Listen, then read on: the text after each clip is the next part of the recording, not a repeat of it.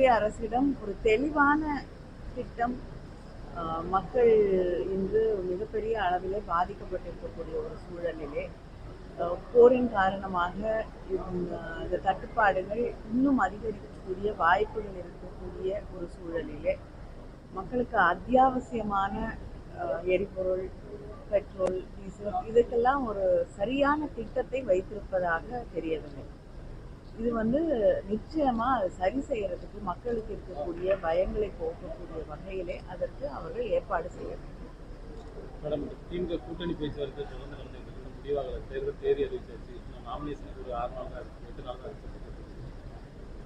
இல்லைங்க, பெரும்பாலும் எல்லா கூட்டணிகளும் முடிவு செய்யப்பட்டு உறுதி செய்யப்பட்டிருக்கு. இன்னும் 1-2 கூட்டணிகளோடு பேசிக் கொண்டிருக்கிறார்கள். அதுவும் விரைவிலே முடிந்திருக்கு. ஓஎஸ் கார்டுல காத்திருந்த நிலைமை மாறி இப்போ டெல்லியில காத்து கிடக்க வேண்டிய சூழ்நிலை இருக்கு.